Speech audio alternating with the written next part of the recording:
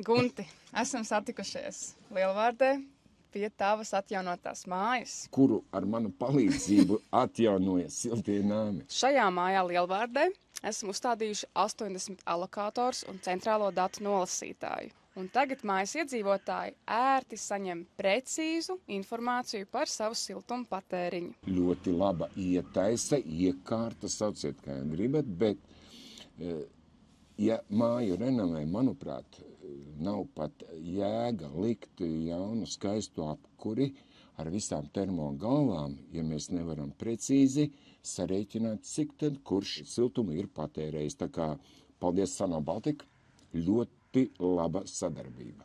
Prieks par to. Un arī centrālais datu nolasītājs. Protams. Komplektā. Ja jums būs vēlme, es parādīšu, kur viņš stāv pat. Kur viņš ir uzlikts, tā nav problēma.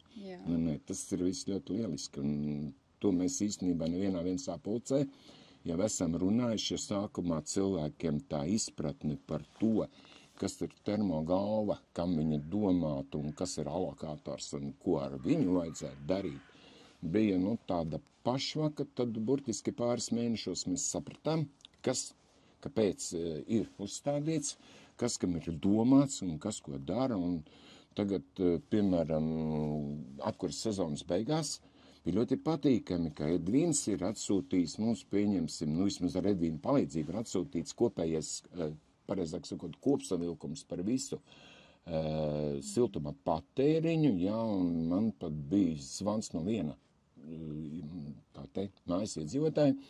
Es esmu šokā, es domāju, kaut kas ir slikts noticis, un tad viņš stāsta, ka tomēr viņš ir sajūsmā, jo viņš tagad pašā pēdējā rēķinā redz, ka viņš pa visu apkuras sezonu ir iztērējis tikai 150, plus mīnus 6 vai 7 eiro.